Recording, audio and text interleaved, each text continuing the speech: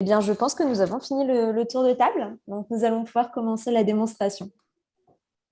Parfait, merci beaucoup. Merci pour votre présence, votre présentation. J'ai noté en fait par rapport aux différentes attentes et à vos groupes.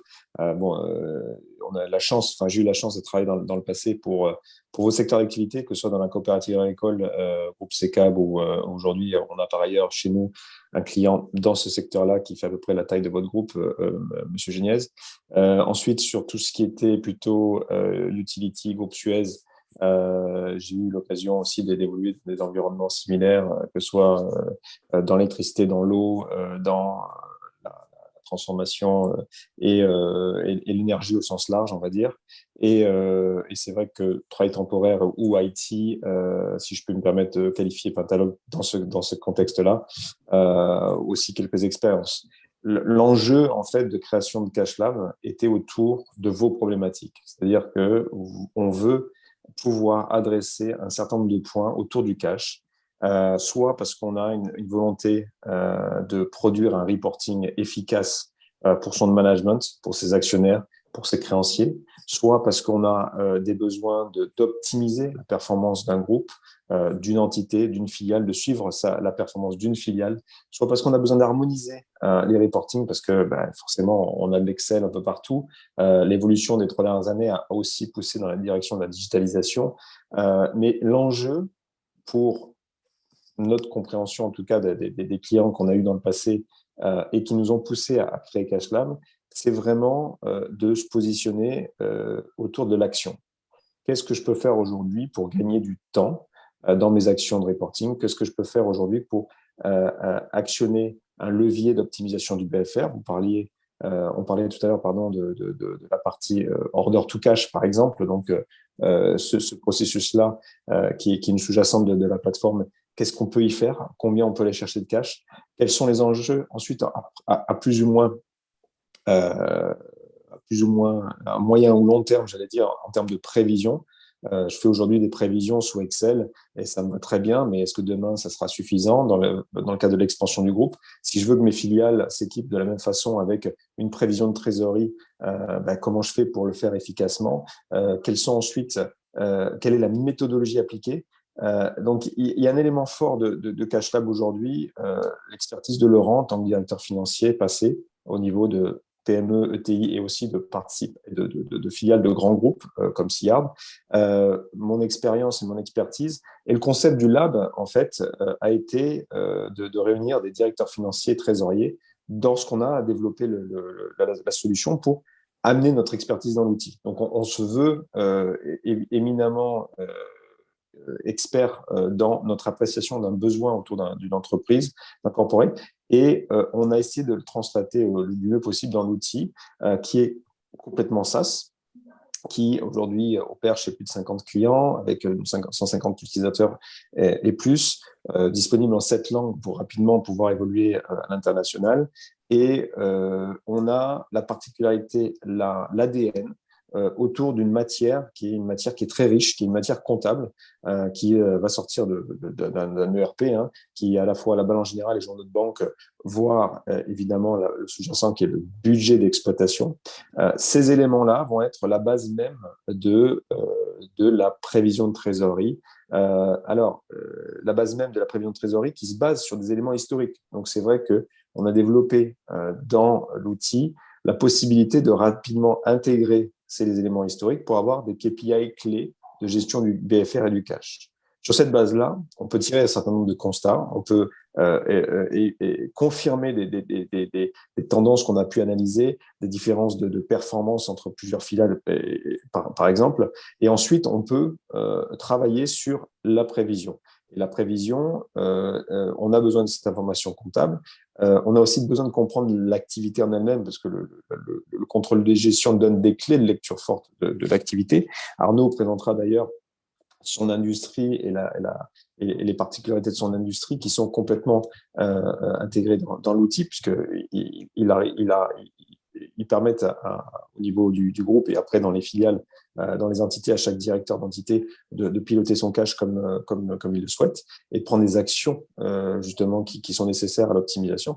Et ensuite, il y a la partie trésorerie, dans le sens où on a aujourd'hui une matière complémentaire dans l'outil, on vous montrera, qui est, on se connecte par API aux banques, donc on peut récupérer une information bancaire quotidienne avec un certain nombre d'analyses qui sont menées sur les transactions bancaires multibanques et multi-entités, avec aussi une particularité, parce que si vous avez analysé l'état de l'art, ou en tout cas le marché, j'ai pu constater que vous avez déjà, vous, de votre côté, quelques outils, que ce soit des outils comme SAP, des outils comme Blackline, SideTrade.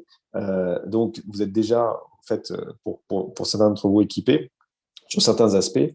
Nous, la particularité de l'outil et de l'approche veut qu'on est complémentaire d'un TMS, donc un système de gestion de trésorerie comme Kyriba, va avoir une approche de la gestion de la liquidité et une approche on va dire, sur le court terme, quand nous, on va prendre le pas sur le moyen long terme. Et donc, dans cette réflexion-là sur l'état de l'art du marché, sur les particularités du marché, il y a un certain nombre d'acteurs qui évoluent sur la prévision de trésorerie et nous avons pris le parti, et on est un des rares, à avoir à la fois l'approche par les flux, très bien, mais donc les flux bancaires, mais surtout, on est fondamentalement, comment dire, convaincu que cette approche sur les flux bancaires est évidemment essentielle, est importante, pardon, mais celle qui est essentielle va être sur la transformation de votre budget d'exploitation en budget de trésorerie, une projection au format direct, donc encaissement, décaissement, et surtout, on a le sentiment que la projection au format indirect, donc EBIT, EBE, variation de BFR, CAPEX et frais financiers, pour nous donner le tableau de flux de trésorerie est important. Et donc, on propose dans l'outil justement cette projection bilancielle, ce suivi parfois pour certaines entreprises, des covenants bancaires qui peuvent être liés à un bilan. Et on permet dans l'outil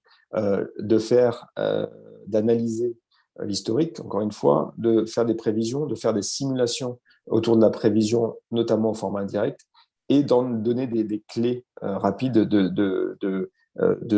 d'anticipation aux décisionnaires que vous êtes. On permet aussi de consolider avec des sous-paliers pour pouvoir avoir une vision qui colle vraiment à vos différents périmètres. L'enjeu final, c'est que vous preniez des décisions peut-être au niveau groupe, au niveau du financement à court, moyen et long terme. Au niveau local, si ça doit équiper des filiales ou des entités, ce qu'on a relevé comme changement, c'est une évolution de cette culture cash. C'est un mot qui est assez diffusé aujourd'hui, mais cette évolution, cette prise en main du sujet cash pour faire progresser ensuite des filiales sur ces sujets-là et donc de permettre d'aller chercher de la performance, du reporting et donc, encore une fois, des clés de reporting, d'analyse pour vous et des clés d'action sur tous ces sujets-là. Et pour compléter tes propos, Benjamin, juste quand on se remet dans le contexte, aujourd'hui, vous avez toujours une très bonne maîtrise de votre reporting opérationnel. Et effectivement, dans les 3 points qu'on expose, donc ce qu'on va appeler module 1, module 2 ou module 3, on va traiter différentes typologies d'informations, différentes typologies de données pour vous restituer derrière la meilleure information. Benjamin le disait, on a la possibilité aujourd'hui de récolter les données bancaires au jour le jour. Donc, cette information-là nous permet dans un premier temps d'avoir une vision au jour le jour, effectivement, de la consommation de cash, mais étant donné que l'objectif premier était d'être en capacité de modéliser une prévision moyen terme, donc vraiment la transformation de votre budget d'exploitation en flux de trésorerie, donc sur le budget d'exploitation sur lequel on va adosser des règles d'encaissement et de décaissement, permet, par la combinaison de ces 2 modules, d'avoir un état d'avancement au jour le jour de l'atteinte de l'objectif en termes d'encaissement et de décaissement. Et bien entendu, une fois qu'on a mis à jour en fait les données, donc dans la slide précédente, on voyait bien que CashLab était, on va dire, le point central entre le RP comptable, le contrôle de gestion et le TMS. La mise à jour en fait des données mensuelles via des données comptables permet effectivement de construire les principaux KPI BFR qui vont permettre de faciliter l'analyse et la compréhension des flux historiques. Est-ce que tu souhaites que je passe sur la slide C'est d'après, pas... Benjamin? Oui, volontiers. C'est exact, c'est un très bon point. Merci Laurent d'avoir complété. Et on se met toujours dans une perspective, c'est d'aller chercher des actions, d'aller chercher de la performance, d'aller chercher aussi d'équiper des décisionnaires, des directeurs financiers, des RAF en filiale. Donc d'avoir la possibilité d'agir en haut et enfin en haut, pardon, au niveau potentiellement du siège et après derrière dans les différentes entités. Est-ce que, en passant sur le slide suivant, je vais faire ensuite faire l'introduction d'Arnaud et lui passer la parole. Je disais en introduction qu'on a un champ de secteurs assez large. On a mis quelques exemples ici. On a pris le parti de prendre Arnaud et Axel Team comme exemple par à la fois l'objectif qu'il souhaitait atteindre et par la complexité, les multiples entités que le groupe pouvait avoir dans un secteur qui est en forte croissance et dans le secteur de la santé. Donc, je vais laisser la parole à Arnaud s'il le souhaite. Est-ce qu'à ce stade, est-ce que quelqu'un a une question particulière? L'agenda du call étant, Arnaud va présenter son cas et ce qu'il a mis en place. Ensuite, on aura une démo et après, on aura une session de questions-réponses. Mais si vous avez des questions au fur et à mesure, évidemment, n'hésitez pas. Si pas de questions, je propose, Arnaud. Si tu souhaites bien. Oui, eh ben, merci Benjamin. Donc, en quelques mots, nous, Axel Team, on est un accélérateur d'entreprise sur le secteur de la e-santé. Donc, Axel Team est une holding et on est actionnaire majoritaire ou minoritaire de 13 structures aujourd'hui. Mais il y a encore 3 ans, on faisait un total d'environ 15-20 millions d'euros de chiffre d'affaires. Donc aujourd'hui, nos membres font 64, avec une grande disparité. Donc, on a 2 membres principaux qui font environ 40-45 millions d'euros et d'autres structures qui font entre 300 000, 400 000 euros et 5 millions. Donc, c'est des entreprises souvent de petite taille qui ont vocation à grandir, à part les 2 grosses qui font autour de 45 millions et qui ont eu une très forte croissance sur les 3 dernières années. On a une direction financière historiquement qui est très centralisée, puisque une de nos valeurs ajoutées, c'est de dire à nos membres on est là pour vous soutenir et vous aider financièrement, essayer de vous mettre des outils et gérer, vous mettre les outils à disposition de gestion de trésorerie, faire leur comptabilité quand ils le souhaitent, et aussi faire la partie bas de bilan pour les aider à récupérer du cash si besoin, en bénéficiant de la force du groupe. Donc, on est organisé avec une direction financière assez légère de 4-5 personnes entre le DAF et la partie comptable. Donc, on a fait appel à CashLab, je crois, aidez-moi, Benjamin, et c'était à 2 ans, 2 ans et demi. Exactement. Donc, on a commencé, Arnaud, comme tu le disais, lorsque vous-même avez pris conscience que le pilotage du cash en phase de croissance était souvent mis de côté parce qu'on cherche impérativement quelque part à faire le chiffre d'affaires et malheureusement, le chiffre d'affaires ne vaut pas cash et ça a été effectivement le point de départ. Donc, voilà, c'est ça. Voilà. Et nous, ce qu'on a vraiment voulu faire, c'est notre priorité d'entreprise, c'était de créer une culture cash. On a fait appel à CashLab au départ de manière conseil, comment nous aider à améliorer cette culture cash. Et ça s'est transformé avec en fait l'outil comme colonne vertébrale de cet objectif premier, c'est-à-dire faire prendre conscience de l'importance de la culture cash. Et ce n'est pas que l'outil qui va tout résoudre, mais c'est des process qu'on a mis de bout en bout, de la gestion contractuelle à la récupération des process de cash in fine. Mais c'est vraiment l'outil de cash qui permet, par sa simplicité d'usage, parce qu'on n'a vraiment pas une culture financière au niveau de nos jeunes entrepreneurs ou même au niveau du groupe, l'outil nous a donné une colonne vertébrale de création de cette culture cash sur des sociétés aussi en croissance qui ne visent souvent, pas parfois en tout cas, que la croissance et non pas forcément le cash. Et donc, on a bien fait de l'anticiper parce que la problématique de BFR s'est fait croissante. On avait un deuxième objectif qui était, on était très centralisé pour libérer chaque filiale et on a voulu maintenir cette centralisation, mais pour ça, les comptes bancaires augmentaient, on en avait déjà une trentaine petit à petit, donc centralisation avec vue directe de l'ensemble du cash, et aussi en parallèle autonomisation des structures pour qu'elles puissent aussi avoir une vue qu'elles n'avaient pas toujours ou pas de manière facile. Et notre point qui était fondamental aussi, c'est qu'on a voulu, c'est bien de mettre les outils en place, mais on a voulu incentiver. Donc pour ça, il fallait objectiver. Et donc, on a travaillé des indicateurs, notamment de BFR, avec des objectifs à réaliser sur chacune des structures. Donc ça, c'était nos objectifs il y a 2 ans et demi. Est-ce que je peux justement, pardon, justement, je voulais conforter ce que tu disais, Arnaud, sur ces aspects qu'on a vus chez toi et que l'on voit par ailleurs en fait sur le marché dans divers secteurs aussi. La notion même d'autonomisation, excusez-moi, des structures, de permettre un pilotage par la structure, au niveau de la structure, c'est quelque chose qui nous vient en fait très souvent. Pourquoi? Parce que souvent en centrale, il y a des financements qui peuvent être mis en place et après derrière, on a des comptes courants avec les filiales et la consommation de cash se fait au sein des entités ou des filiales. Néanmoins, quand il s'agit à un moment donné de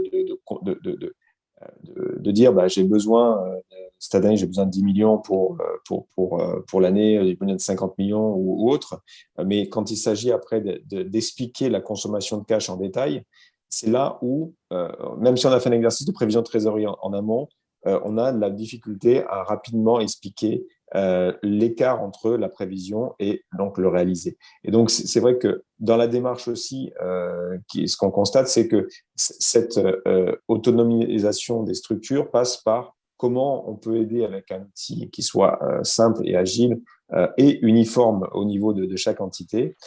Et ça permet en fait de créer, comme tu dis, un socle commun, une colonne vertébrale, mais un socle commun qui permet ensuite de standardiser le reporting éventuellement, d'animer des réunions de travail avec toutes les entreprises, avec toutes les sociétés de façon efficace, et donc petit à petit de mettre cette culture cash en place. Donc, et c'était un des éléments clés que tu nous avais soulevé au début, qu'on a essayé de compléter. Et par ailleurs, c'est vraiment les problématiques qu'on voit aujourd'hui, au jour le jour, parmi d'autres clients et d'autres secteurs d'activité. Voilà. Pour compléter, moi j'avais gardé aussi en tête tout le processus de structuration qui avait été mis en place. Donc, effectivement, le principe de dire, OK, maintenant, toutes les entités ont un budget opérationnel. Et qui dit budget opérationnel, avec CashLab, a été mis en place finalement la prévision de trésorerie associée et donc, quelque part, le besoin. Et dans le travail qui a été fait, on l'a dit au début, c'est une direction financière centralisée. Donc, le DAF de Axel Team a accompagné chacune des structures à la création de sa prévision de trésorerie et de mettre en exergue les points d'attention sur la partie BFR. Alors, quand on dit les points d'attention sur la partie BFR, est-ce que c'est à chaque fois une problématique sur les clients? Est-ce que c'est sur une problématique de financement d'actifs? À chaque fois, toutes les problématiques ont été bien ciblées pour qu'un plan d'action puisse être mis en place et suivi. Et derrière, ce qui a été fait, et c'est ce qu'on montrera après dans la présentation, c'est que les opérationnels, donc les dirigeants opérationnels qui n'ont pas forcément une culture cash, ont finalement un dashboard quotidien qui leur permet d'avoir la vision de leur cash en temps réel et de corréler ça finalement avec la prévision qu'ils ont construite avec le DAF, et donc finalement de savoir comment ils vont se positionner avant de faire leur réunion mensuelle ou bimensuelle sur l'état d'avancement de la trésorerie. Voilà. Un des points qui me semblait important aussi à centraliser, à mettre en avant vraiment le côté direction financière en accompagnement du soutien opérationnel. Oui, ça nous permet aussi de vraiment anticiper vraiment les besoins de manière consolidée, qu'on ne se retrouve pas, nous, Axel Team, à devoir gérer effectivement une urgence. C'est ce qu'on voulait éviter dans des situations de croissance. Donc, on est beaucoup plus dans l'anticipation grâce à l'outil. Je me suis permis de demander à notre DAF, et c'est vraiment ses mots, sur vraiment, c'est lui qui utilise. Alors, il utilise quotidiennement la solution. Bon, je ne sais pas combien d'accès on a au total, mais on en a peut-être 4-5 au niveau d'Axel Team et 1 ou 2 par structure. Généralement, c'est le directeur opérationnel de la structure. Donc, bon, je ne sais pas le nombre d'usages. Généralement, au niveau d'Axel Team, c'est une utilisation quotidienne. Certains directeurs aussi, c'est de manière quotidienne. D'autres, c'est hebdomadaire. Mais en tout cas, c'est rentré dans les habitudes. Donc, nous, au niveau avantage opérationnel, on a quand même une vue centralisée et quotidienne de l'ensemble des flux bancaires. On a consolidé toutes les banques. On a un accès donc instantané à tout ce qui est analyse des flux de trésorerie passés, avec les indicateurs clés, DSO, etc. À partir des simples budgets d'exploitation, on a la production des prévisions élaborées. Nous, on les fait tous les 3 mois, et donc ça nous permet. Et ce qu'on aime, c'est encore une fois, on n'est pas nous des purs financiers, et donc il nous fallait une simplification entre nos budgets et la vue de trésorerie. Donc, on a pris des habitudes, et c'est vraiment, de ce que me remonte mon DAF, c'est rapide, c'est efficace là-dessus. Et c'est ce qu'il nous dit. Donc, parmi les points forts de l'outil, la facilité de la mise à jour des données pour remplacer la prévision par le réel et la facilité de mise à jour des prévisions. En tout cas, moi, dans mes reportings trimestriels, au niveau de ces… moi, je fonctionne trimestriellement. J'ai vraiment une mise à jour et une vision cash et du différentiel entre mes prévisions et mon réel qui est optimisé pour toutes les structures. Et donc, le retour qu'on en a, en dehors des améliorations de résultats sur la partie cash, parce qu'avec les objectifs qu'on a incentivé, on a eu des résultats directs, on a une efficience de la part de nos équipes, en tout cas, sur les prévisions, sur ne serait-ce que le suivi bancaire, sur la capacité à gérer tout ça, qu'on n'avait pas auparavant. Voilà. Et pour compléter tes propos, Arnaud, et si je fais le parallèle, alors Benjamin le disait au début, mais quand on a créé CashLab, il y avait vraiment un poids fort de ce qu'on avait vécu quand nous, on était en entreprise. J'ai été directeur financier d'un groupe d'une vingtaine d'entités pour lesquelles il y avait à peu près 80 comptes bancaires. Et à l'époque, les banques n'étaient pas capables de me proposer une solution centralisée pour avoir finalement en appuyant sur un bouton, d'avoir la vision sur le cash de toutes mes entités et de toutes mes banques à un instant T. À chaque fois que je travaillais sur mes prévisions de trésorerie, principalement, c'était de l'Excel. En général, quand on commence à avoir beaucoup d'entités, on fait plus la facilité de dire je fais une prévision conso plutôt que d'une prévision fine par entité, ce qui permet effectivement de faire ressortir les besoins spécifiques pour chacune des entités. Et un des points qu'on verra aussi à la fin, Arnaud, vous l'avez bien mis en avant, aujourd'hui, vous êtes dans un processus de reforecast trimestriel, donc un reforecast tous les 3 mois, donc on remet à jour le budget d'exploitation tous les 3 mois. Et la force de CashLab, c'est la simple mise à jour du budget d'exploitation permet de mettre à jour automatiquement la prévision de trésorerie, puisque finalement, les règles d'encaissement-décaissement auront été déjà pré-paramétrées. Et donc, ce qui fait que déjà, ça permet tout au long de l'année de gagner du temps dans le reforecast cash. Et surtout, quand on change d'exercice, vous verrez, c'est aussi la facilité, alors qu'en général, quand on fait ça sur Excel, ça reste compliqué. Voilà. Je peux juste rajouter un point qui nous a été pas mal utile, c'est que dans notre capacité à sortir les budgets aussi, le fait qu'on ait ces évolutions et ces différentiels, c'est une évidence, mais dans les boîtes en croissance, on est bien meilleur maintenant sur les budgets annuels et sur les reforecasts. Ce qui n'est pas facile à la fois dans les situations de crise qu'on a pu vivre ou dans les sociétés en croissance, mais je constate qu'il y a une qualité des prévisionnels et des budgets qui a été à la fois avec notre expérience, mais je pense aussi en partie grâce à l'outil et l'habitude de l'usage qui nous a aidés sur ces parties prévisionnelles. Voilà. Bon. Je vais basculer sur la partie présentation. Hop, excusez-moi, j'ai une petite manip de mon côté. Est-ce que vous voyez mon écran? Oui. Parfait. C'est Benjamin qui dit ça, donc je ne suis pas sûr. Est-ce que Michel, vous voyez l'écran? Oui. Parfait. Bon, parfait. Est-ce qu'on est d'accord, Arnaud, pour utiliser les données d'Axel Team? J'espère que la trésor est bonne, je ne sais pas. Je sais pas vérifié ce matin, j'avais vérifié la semaine dernière, mais je pensais que…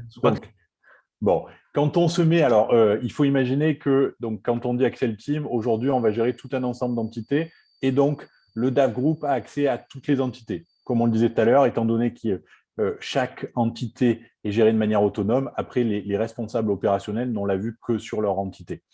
La vision, on l'a dit tout à l'heure, quand Benjamin a fait la présentation, on va retrouver ce principe de 3 modules qui vont, alors à la fois sur la partie flux bancaire, donc API bancaire, on récupère de l'information qui vient des banques et on est capable de construire une prévision court terme. Donc, on a les flux en temps réel et on formate en fait les flux des banques au quotidien. On a l'information historique qu'on va venir, alors quand on dit l'information historique, on est sur de l'information comptable, donc on a cette information comptable qu'on va venir effectivement modéliser pour sortir les principaux indicateurs de suivi. Et ensuite, on a vraiment la prévision moyen terme, donc la partie budget d'exploitation qu'on va venir transformer en flux cash et qu'on va venir réconcilier tous les mois, à la fois sur la partie reporting, donc premier outil de reporting, mais surtout réconciliation de la prévision de trésorerie entre le réel et le budget. La partie connexion bancaire, on va, avoir dans un premier temps accès à la vision de son cash en temps réel. Donc, les données se mettent à jour au jour le jour. On a la vision sur le cash en temps réel avec les comptes débiteurs, entre les comptes créditeurs, les comptes débiteurs et l'évolution de la courbe de trésorerie d'un mois sur l'autre qu'on va pouvoir venir comparer. Voilà.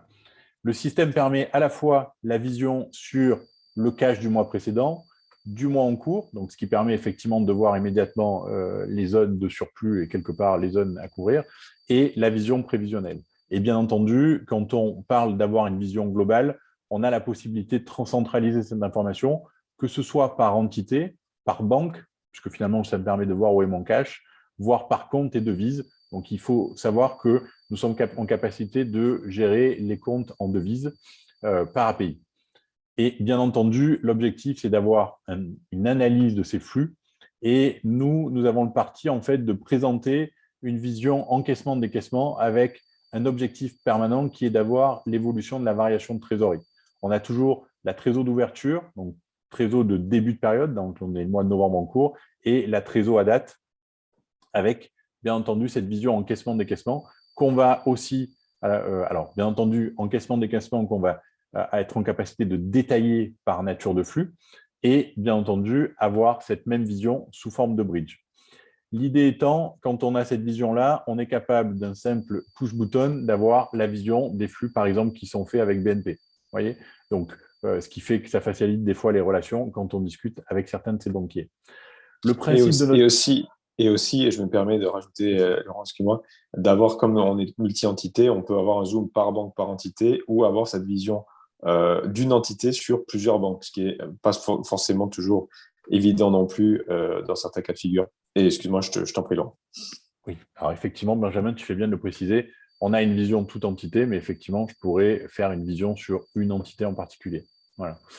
Et bien entendu, ce qui fait que lorsque je me mettrai à discuter avec mes banques, alors que ce soit un pool bancaire ou de manière individuelle, je suis capable à un instant T, par exemple, de savoir sur à peu près 400 millions ou 430 millions de flux sur le mois, de savoir effectivement ce que je fais avec la caisse d'épargne. Voilà, donc je vais faire à peu près 270, donc un peu plus de la moitié.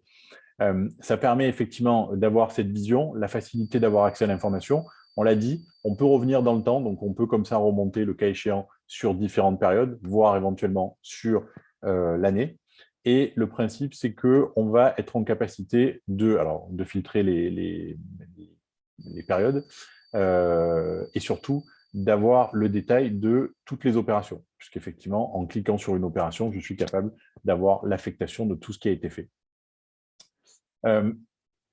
Sur ce module-là, on a en plus un module de prévision court terme. Donc, je vais avoir la possibilité aujourd'hui de pouvoir créer en fait un module de prévision, alors encaissement-décaissement sur la base de flux bancaires. Donc, on le rappelle, on traite de l'information bancaire et de temps en temps, si on n'a pas de prévision budgétaire à jour, on va avoir la possibilité de pouvoir venir déclarer des éléments immédiats sur notre prévision. Alors, il faut imaginer qu'on est sur ce mode encaissement-décaissement et qu'on a la facilité de créer des éléments et de pouvoir reporter tout un ensemble d'éléments financiers.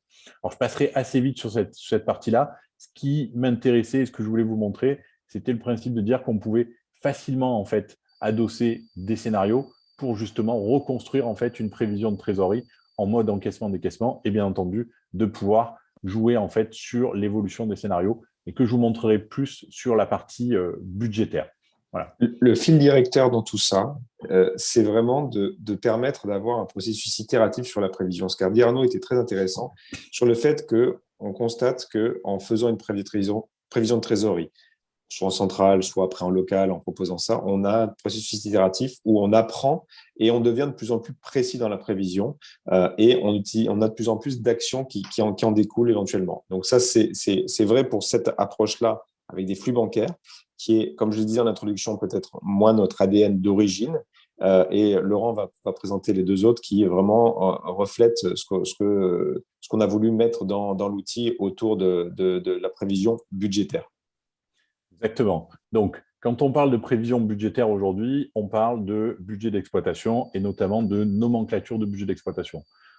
Nous, la force de CashLab, c'est la capacité qu'on a à formater en fait le format de budget de nos clients et c'est sur la base de leur format à eux qu'on va venir effectivement construire leur prévision de trésorerie. Donc, il faut imaginer qu'on est capable de modéliser n'importe quel format de budget et du coup, les utilisateurs vont avoir une certaine facilité dans la transformation en fait de ces éléments-là. Et bien entendu, ces éléments-là, on viendra rapprocher les éléments comptables puisque l'objectif des rubriques de PNL, c'est d'être en capacité de venir les rapprocher d'un plan de compte comptable.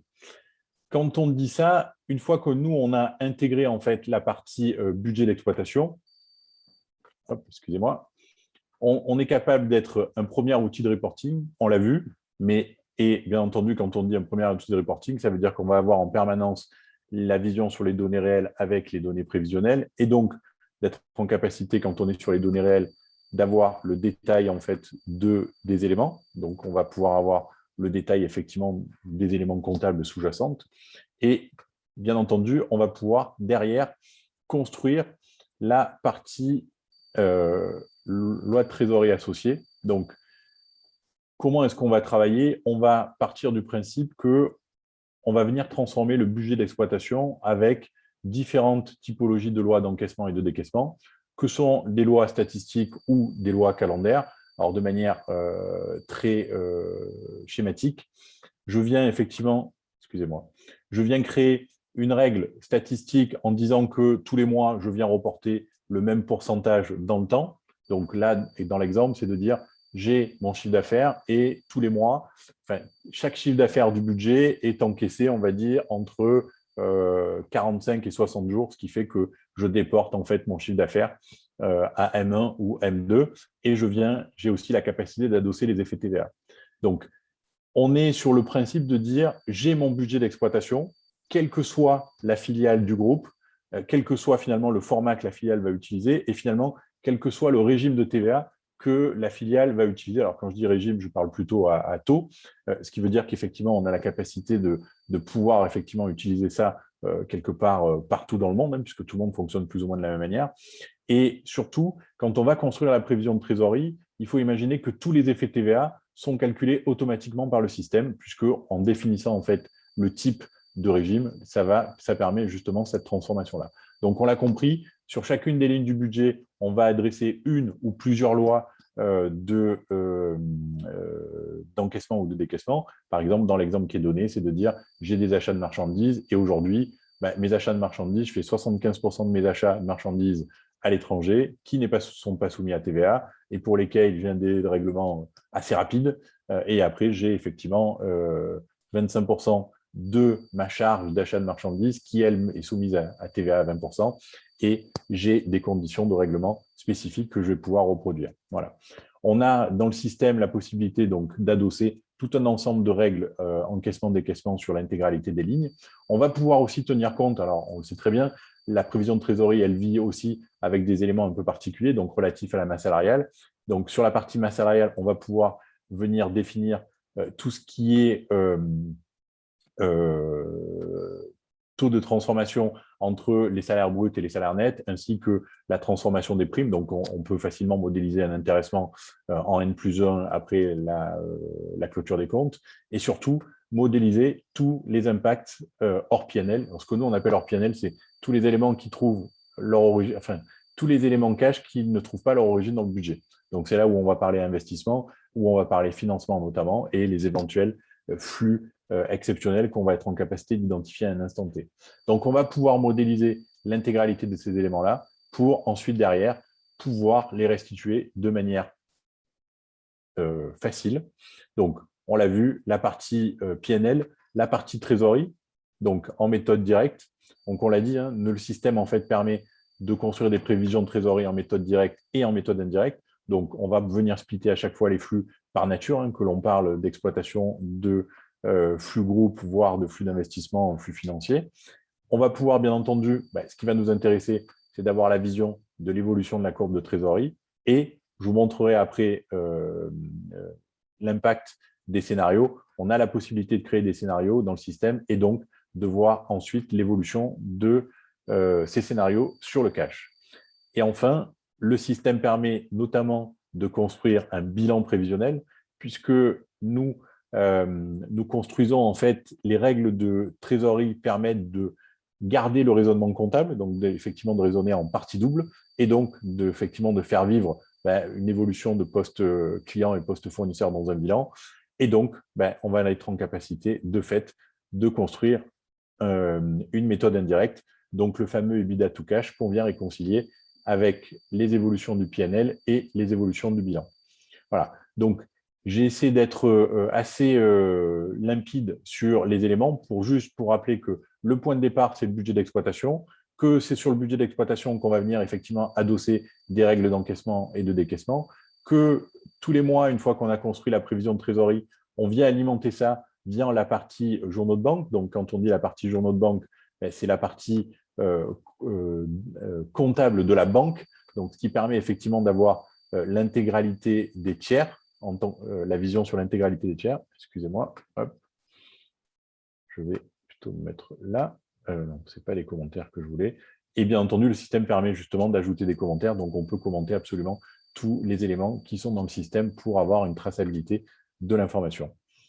Donc, on l'a vu, ce module-là, c'est le module central de la solution. Budget d'exploitation, transformation du budget d'exploitation en flux cash via des règles d'encaissement, de décaissement, mise à jour mensuelle via des données comptables et une restitution graphique qu'on va adosser via l'intégralité des indicateurs BFR.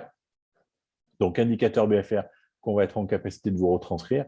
Alors, on va vous les donner sur 12 mois glissants, mais aussi, mois par mois, on va venir vous les valoriser. L'idée, c'est quoi? Ce n'est pas juste de dire, OK, vous avez un délai de règlement client aujourd'hui à 95 jours. Bon, manque de chance. L'année dernière, il était 36 jours. Donc, votre délai de règlement s'est dégradé de 59 jours, ce qui fait que sur la base d'une créance client de 975 000 €, vous pourriez récupérer 604 000 € de cash, on va dire, en accélérant la relance client. Et de même, on va aussi, on va le faire sur l'intégralité, donc délai de règlement client, délai de rotation des stocks et délai de règlement fournisseur.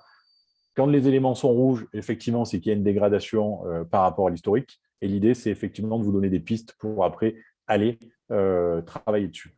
On va vous restituer tout un ensemble d'éléments derrière graphiques pour justement être en capacité de corréler ces éléments. Donc, évolution du DSO sur 12 mois glissants, comparé d'une année sur l'autre, ou tout un ensemble de graphiques qui vont vous permettre justement de voir l'évolution de certains éléments orientés cash et BFR, ou avec des éléments plutôt opérationnels, puisqu'on va aller jusqu'à calculer l'évolution de la dette nette et vos éventuels covenants bancaires. Voilà. Évolution, corrélation, chiffre d'affaires et EBITDA.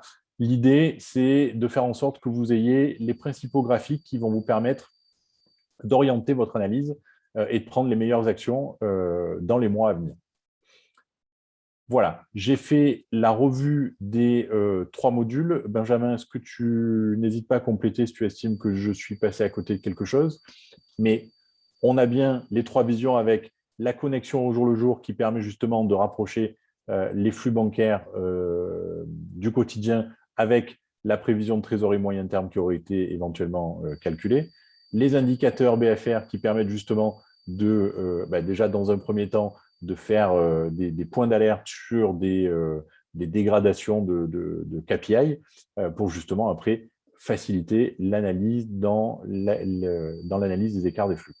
Eh bien, je vous remercie. Merci beaucoup. Je vous souhaite une bonne fin de journée. Bonne journée. Au revoir. Merci beaucoup.